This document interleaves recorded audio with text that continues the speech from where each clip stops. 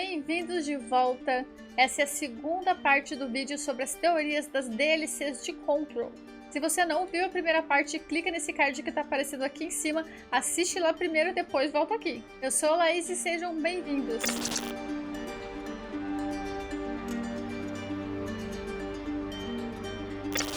Continuando, agora nós vamos para o símbolo da porta do Alan Wake. Ela tem uma espiral simples, então pensei que seria uma adaptação de símbolos, assim como as outras portas. Mas se levarmos em conta que as portas com símbolos óbvios têm múltiplos significados, podemos enxergar um padrão aí. O que eu quero dizer é que as portas com triângulos não precisam esconder suas formas, por mais que a gente veja que é um triângulo, são tantas as opções de interpretação que eles não precisariam nem esconder um símbolo dentro do outro.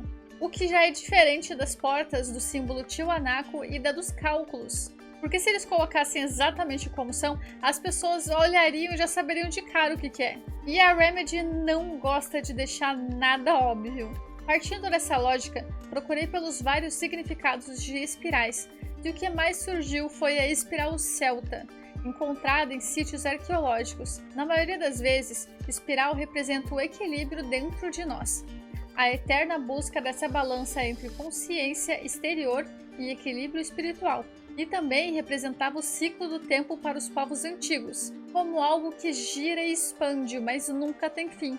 O interessante é que a espiral da porta está em sentido horário, que representa a harmonia entre a Terra e o meio em que ela existe, e também um movimento de expansão e atração em relação ao centro. Já quando entramos na sala e vemos o Alan discutindo com o Tom, que como é só uma consciência absorvida pela sombra, ele aparece na forma de um Alan também, conseguimos ver de novo a forma em espiral lá atrás, mas essa é maior, com mais voltas e está no sentido anti-horário, que segundo pesquisadores significa manipulação dos elementos naturais e os encantamentos que visam a transmutação de energia e interiorização. Para alguns povos celtas, você se mover em sentido anti-horário em volta de algum ser ou objeto representava mau agouro. Então, do lado de fora, aquela entidade está sob controle, está contida, está equilibrada. Já do lado de dentro, ela é maior, mais complexa, tem mais volta e está no sentido perigoso da espiral, podendo exercer influência sobre seres e objetos, além de representar o próprio mal. Achei que o Ocean View Motel fosse o setor de contenção, porque o Alan está ali preso com outras entidades. Mas começou a não fazer sentido esse pensamento. Primeiro, porque as entidades não estão presas de fato.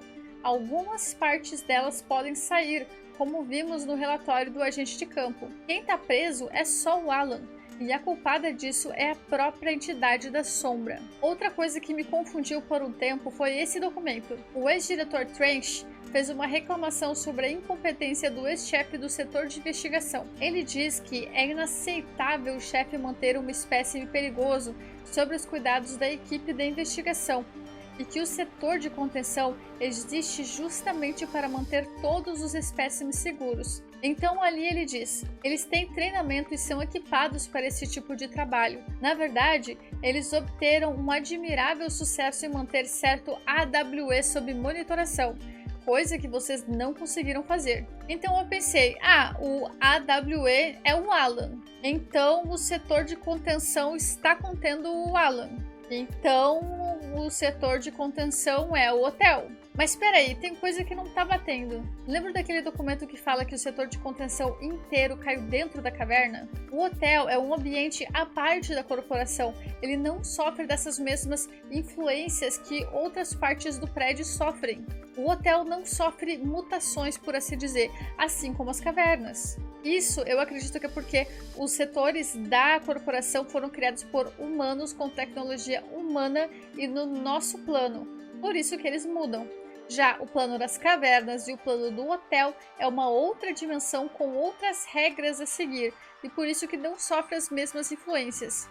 Além de que o hotel fica se realocando, tanto que a Jessie ela vai para vários lugares diferentes às vezes quando ela quer acessar esse hotel, que é quando ela puxa aquela cordinha para alterar as realidades. O setor de contenção é aquele onde vemos objetos trancados com máxima segurança, como o projetor, que é um objeto alterado. Mas então qual que é o AWE que o diretor tá falando? Ele fala da máquina de escrever que foi apreendida pelos agentes de campo depois dos acontecimentos em Alan Wake. Todos os objetos afetados pelo evento Alan Wake recebem esse codinome, AWE. Isso levanta outra pergunta: o que carambolas é o hotel? O que nós sabemos até agora? Ele é um local à parte da organização, capaz de abrigar entidades multidimensionais superpoderosas. Ele aparece e some quando quer. Ele está sob administração de forças bem maiores que o próprio Conselho, já que ele chega a abrigar uma porta só para catalogar o Conselho. Para mim, o Ocean View Motel é um ponto de passagem para seres e entidades multidimensionais. Explicaria o porquê dele ser justamente um hotel, e o seu papel de ser apenas uma hospedagem momentânea. E o mais legal, faz sentido com o próprio nome do hotel. No final de Alan Wake, Alan é levado pela entidade das sombras e diz que aquilo é um oceano. Lembra lá no primeiro vídeo que eu explico sobre essa comparação que ele faz entre o universo e um oceano? Seguindo essa linha, o hotel é a passagem principal e se chama Ocean View Hotel, ou seja, hotel vista para o oceano. E é por isso que eu fico dizendo que o Conselho fica se vendendo como uma entidade de força altíssima e como reis do universo, mas que na verdade existem seres bem mais poderosos que ele por aí. E o Conselho usa da nossa ignorância para com assuntos do universo para comandar todas as operações do Departamento de Controle. Tá, voltando pro jogo, existem duas narrativas importantes rolando ao mesmo tempo, que pode parecer que tiveram relação direta uma com a outra, mas não é bem assim. Uma é a entidade da sombra que se libertou parcialmente do setor de investigação, e esse é o principal problema que a Jessie tem que enfrentar. A sombra está dominando e matando todos os funcionários, e está se alastrando cada vez mais. A Jessie é guiada por visões do Alan escrevendo. O Alan, que está conectado à espiral do tempo, sabe do que vai acontecer e tem influência sobre isso. Eu tinha ficado na dúvida se o Alan conseguia escrever o que já aconteceu na realidade dele e só transmite isso para nossa realidade, que é mais atrasada, por assim dizer. Aí dando a impressão de que ele previu o futuro. Mas seria só porque ele está num futuro diferente do nosso. Ou se na verdade ele pode realmente influenciar o que acontece na nossa realidade através da escrita dele. Essa transcrição encontrada no departamento mostra que o Alan está escrevendo nossa história em forma de roteiro. Aqui ele narra como foi a viagem entre dimensões realizada pelo ex-diretor Trench e o Dr. Darling, o cientista-chefe de pesquisa. Apesar dos apelos do cientista, o ex-diretor aciona o botão vermelho de alguma máquina e leva os dois para a dimensão da criatura horrível e sem forma definida. Quando achei isso, acreditei que o Alan estava apenas relatando um fato e não criando, o que depois se provou verdade, mas isso não descarta a habilidade que o Alan tem de manipular a realidade. Uma das evidências que prova que o Alan pode alterar a realidade, pode manipular ela através do poder da entidade, é que em um dos diálogos que aparece do Alan falando, ele diz que ele precisa alterar, reescrever, e na verdade reescrever essa narrativa para que se encaixe dentro de um plano que ele está bolando. O Alan não queria que ninguém soubesse qual foi a verdadeira maneira que essa criatura dimensional das trevas, digamos assim, como que ela veio parar na nossa dimensão. E eu já volto nesse assunto para mostrar o porquê. Neste relatório do Fra Mauro, que é como a entidade passou a ser chamada, vemos que a versão oficial ficou sendo como um acidente no espaço. Alan criou toda a narrativa de uma equipe da NASA, foi ao espaço e que a entidade conseguiu se camuflar entre eles, voltando junto para a Terra. Nesse outro documento, vemos como essa alteração na história realmente aconteceu. Tanto que o espécime que veio do espaço foi capturado pelo departamento e mantido em sigilo. Então Alan não tentou evitar que a entidade viesse, apenas pensou em uma maneira de acobertar a forma real que isso aconteceu. Existe outro relatório que diz que um tal de Alex Casey, um agente, entrou em contato com o Departamento Federal de Controle para poder fazer perguntas em relação ao caso Alan Wake. Só que Alex Casey é o nome do personagem principal dos livros do Alan, e que na história é justamente um agente muito talentoso. Então prova mais uma vez que o Alan tem acesso à alteração da realidade, dando vida ao seu próprio personagem dos livros. Com esses poderes de intervenção, o Alan vai guiando a Jessie para que ela cumpra missões e consiga salvar a dimensão. E aqui entra aquela outra coisa que eu falei que está acontecendo ao mesmo tempo. Pensa o seguinte, é como se a gente estivesse seguindo a história principal, que aqui está por cima dos panos, mas por baixo dos panos tem algo acontecendo que não é contada. Por debaixo dos panos, o Alan está tentando fugir desde o início. Na primeira cutscene, vemos Alan questionando Thomas, numa espécie de looping. Mas, pelo que parece, é a primeira vez que Alan recobra a consciência verdadeira dele, passando a duvidar das palavras de Zane e confrontando a existência da sua versão sombria na nossa dimensão. Um evento específico pode ter influenciado a consciência do Alan a voltar: o contato com a sua esposa, Alice. Nesses documentos, vemos que Alice procurou a agência para contar que vem sendo perseguida por uma forma sombria do Alan. Essa forma aparece em certas noites, no corredor escuro do antigo apartamento do casal. O Alan sombrio corre atrás dela e só desaparece quando ela vai para um ambiente iluminado. Alice chegou a deixar todas as luzes sempre ligadas. Mesmo assim, a força conseguiu estourar as lâmpadas e reaparecer. Ela estava apavorada e contatou o departamento em busca de ajuda. E antes que vocês comentem, contatou o departamento, mas ele não é ultra secreto? Sim, mas existem vários documentos como estes, que são cartas enviadas por civis que fazem teorias sobre coisas bizarras, mostrando que o departamento de controle é uma empresa que mantém contato com o mundo exterior, mas de forma bem limitada, mascarando o que realmente está acontecendo lá dentro. Assim como o trabalho em conjunto que eles fazem com a NASA, dando informações em troca de outras informações, cuidando para não saírem do roteiro que criaram para manter as aparências. E no jogo base do Control, nós encontramos um documento que fala como a Alice foi resgatada por agentes do departamento logo depois que ela saiu do lago, lá no final de Alan Wake. Além disso, este documento encontrado no departamento conta que existe um protocolo em que as pessoas que participaram ativamente de um acontecimento paranormal recebem um telefone de contato emergencial para relatar qualquer novo incidente. Ainda nesta folha, vemos que o departamento já sabia da existência do hotel, mesmo não sabendo o que era. E logo após os acontecimentos de Alan Wake, uma nova porta surgiu no hotel, aquela com o símbolo em espiral. Outro ponto interessante é que ela foi trazida para o departamento para ser entrevistada e que depois foi levada para o hotel para ver se algo acontecia. Então Alice esteve no departamento de controle e justamente no setor de investigações, e também esteve no hotel onde o Alan está confinado com a entidade. Esse contato, ficar próximo ali da Alice e talvez sentir a presença dela, pode ter forçado a consciência ou parte da consciência do Alan a voltar. Até porque ele provou como ele amava demais a Alice. E ele chegou a se sacrificar para poder salvar ela. No relatório onde reportam a fuga do espécime sombrio, eles dizem não ter certeza o que gerou tanta instabilidade na criatura ao ponto dela se soltar, e que apenas duas coisas fora do normal aconteceram naquele dia. Os filtros de ar foram trocados e uma civil chamada Alice entrou naquele setor para ser interrogada.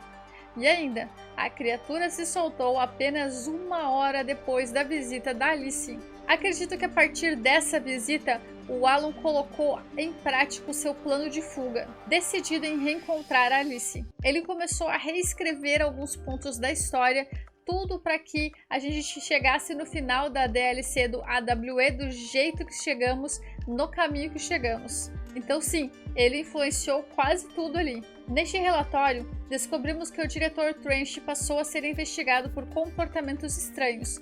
Ele tinha atitudes agressivas com alguns funcionários, entre outros fatores. Também foi observado que ele e o Dr. Darling não se tratavam como antes, como se tivesse um atrito entre eles. Ninguém entendeu por que eles não se acertavam mais, já que antes eram quase inseparáveis. Essa instabilidade do Trench começou logo depois daquele encontro que ele teve com a entidade, e foi só piorando. Como ninguém sabia do que tinha acontecido e como o Alan reescreveu o que aconteceu, Trench não foi afastado do cargo, não foi confinado como seria o procedimento padrão da empresa, o que resultou no próprio suicídio do personagem lá no jogo base.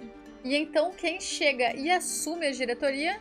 A Jessie, a pessoa que o Alan sabia que tinha capacidade de derrotar a parte sombria que estava aprisionando ele. Essa era também a parte que estava atacando o departamento. Então, com a desculpa de salvar o departamento e a nossa dimensão, ele conseguiu fazer com que a Jessie enfraquecesse parte da entidade sombria e ele pudesse escapar. Aqui nos falam que cada tipo de monstro alterado pela sombra tem habilidades diferentes, mas todos dividem o mesmo objetivo, como se eles dividissem a inteligência que vem a partir de um único ser. Eu não acho que a Jessie conseguiu matar a entidade por inteiro, acredito que ela realmente só enfraqueceu o suficiente para que o Alan pudesse escapar. Até porque o boss final da DLC é o Dr. Hartman, alguém que estava diretamente conectado com as histórias do Alan. Mas também o Hartman não é a entidade suprema das sombras, então meio que ela matou ali um general que estava aguardando o Alan. E agora nós vamos voltar para a trama central da DLC só para terminar de contextualizar. Dr. Emil Hartman era o psiquiatra responsável pelo Centro de Recuperações com foco em artistas no jogo Alan Wake. Ele acabou se revelando o algoz de muitos abusos dos seus pacientes. Ele explorava as habilidades psíquicas de cada paciente, o que lhe deu o título de criminoso parapsíquico classe 2. O Departamento de Controle descobriu e prendeu Hartman. Segundo estes relatórios, depois de meses de investigação e interrogatório, Hartman foi liberado e perdeu a sua licença médica. Depois de certo tempo, os agentes de campo reportaram um alerta de atividade paranormal na área onde ficava o centro de tratamento do Hartman. Quando chegaram lá, eles encontraram Hartman consumido por forças sombrias. Até sua fisionomia foi alterada. Agora ele parecia um monstro gigante. Então ele foi recolhido com muita dificuldade e levado para o departamento. O Hartman foi consumido porque teve muito contato com a entidade das sombras, como acontece em Alan Wake. Existem áudios na DLC de Control que provam como ele estava obcecado em pesquisar mais sobre essa sombra, e que até se sente pronto em mergulhar nessa sombra, assim como o Alan e o Thomas fizeram antes dele. Mas ele acreditava que ele conseguiria atravessar e voltar com segurança. Bem, não deu muito certo, né? E chegamos ao final da DLC AWE e vemos isso. Hartman won't be a problem anymore, Langston. But investigations need someone to run it. Interested? I've seen what happens to sector heads, ma'am. No, thank you. Ma'am, I'm getting something on my terminal here, an AWE alert from Bright Falls, Washington. But it might be a glitch. The date's all wrong, a couple of years in the future. And we're in lockdown, there shouldn't be any incoming signals. Maybe it was active before we went into lockdown? Are there agents on site? Let me check. Agent Estevez is the field agent in charge of monitoring the site, so she should be there to let us know if the situation has been through any major changes recently.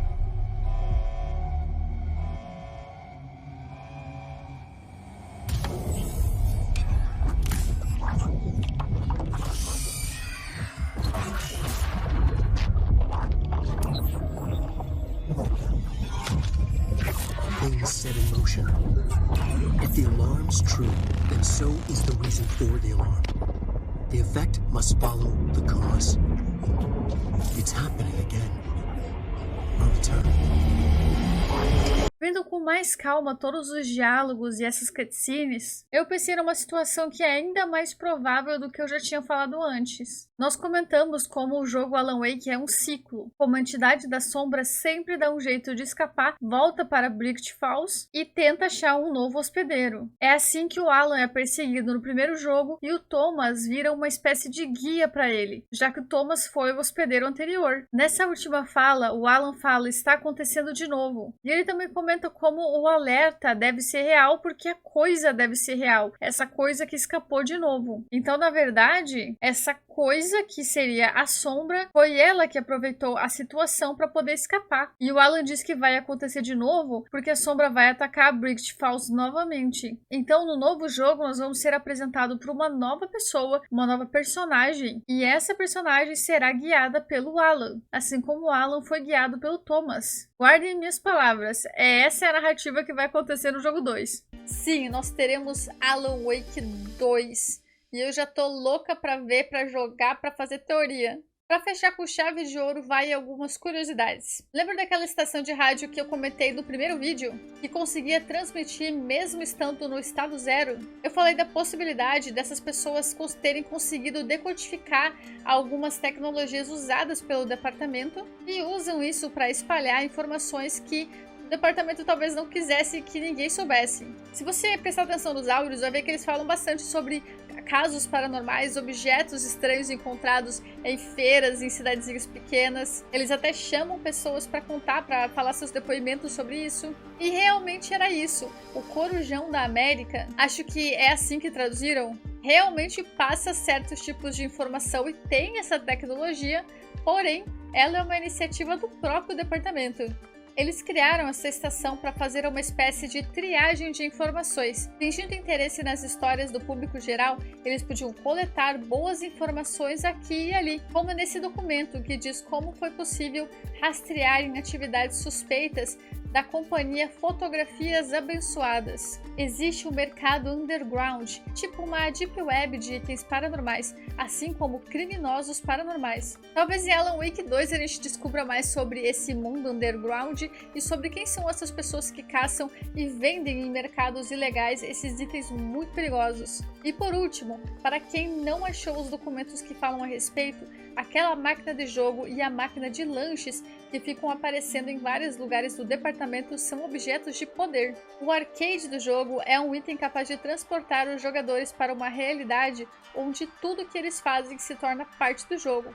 E os funcionários ficam competindo para ver quem faz mais pontos. E a máquina de vendas tem o poder de te entregar o salgadinho do seu sabor favorito. Não importa qual sabor seja ou quão difícil de encontrar, ela vai te vender ele. Com todas essas informações que eu passei, eu ainda acredito que o Departamento Federal de Controle foi uma criação humana de muitos e muitos séculos para frente, que voltou no tempo, assim como eu disse lá no primeiro vídeo, mas que a partir dos estudos eles foram pegando mais poder das entidades, mais objetos, mais informações e foram se conectando mais e mais com outras dimensões, o que bagunçou tudo e resultou em Control. Então, nós desenvolvemos tanto a nossa tecnologia que nós fomos capazes de nos conectar com dimensões que sempre estiveram ali, mas que nós não tínhamos acesso. E tá rolando uns comentários sobre a Jessie ser a Beth Wilder de Quantum Break, mas, gente, sinto muito informar que não tem como. Uma coisa que sempre nós temos que deixar claro é que, apesar de ter muita maluquice nesses jogos da Remedy, eles têm suas leis. Toda maluquice tem suas leis. E uma das leis principais é que quando a pessoa morre em um plano, ela morre. O que pode acontecer é uma entidade habitar no corpo dessa pessoa e fingir que é ela, mas não é a pessoa.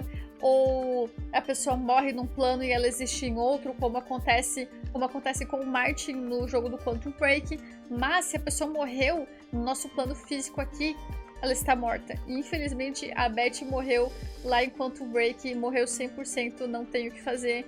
E a Jessie não é ela, e a Jessie não tem nem como ser filha dela, porque não bate datas, não tem nada a ver, gente, não tem como. Porque por mais que no final do Quantum Break o Jack prometeu que iria voltar para salvar a Beth, não faz sentido ele prometer isso, porque não tem como salvar alguém que já morreu. Você não pode fugir da morte no plano em que você morreu. Talvez o que ele quis dizer é que ele vai voltar para buscar ela em outro plano? Não sei, porque isso poderia acontecer, mas ali Jack, não tem como. E para quem tá se perguntando por que a Remedy admitiu que tem essa conexão entre Control e Alan Wake, mas não tá falando nada sobre Quantum Break também ser conectado a esses outros universos, pode ser por dois motivos. O primeiro é que talvez não esteja conectado, porque isso aqui é um bando de teoria, apesar das teorias fazerem muito sentido, ainda são teorias, não houve confirmações, né? E segundo, a Remedy não tem mais os direitos sobre o jogo Quantum Break. Ele é da Microsoft. Então, se ela quisesse fazer um jogo que conectasse os universos, ou que fosse o Quantum Break 2, por exemplo, qualquer menção, ela poderia tomar um processo. Então, quem sabe no futuro ali a Remedy e a Microsoft façam as pazes e elas podem finalmente lançar talvez um Quantum Break 2 ou uma DLC de Quantum Break que e sei lá, coloque ele no mundo de conto. Não sei, né? A gente só podemos esperar, né? Mas e aí, gente, o que vocês acharam desse vídeo? Se vocês gostaram, por favor, deixem o gostei, se inscrevam no canal, porque vídeos de teoria dá muito trabalho, são semanas, meses de pesquisa. Se vocês quiserem me indicar mais jogos que tenham teorias meio bizarras, por favor, indiquem que eu jogo e procuro essas teorias também. Se você quiser apoiar mais o meu trabalho, aqui na descrição do vídeo tem um link que diz assinar, que vai lá para o projeto do apoio do Catarse. Tem de vários valores, desde R$10 até qualquer valor que você quiser, e você ainda concorre a livros. Então assim, dá uma olhadinha lá, ok? Muito obrigado e até a próxima!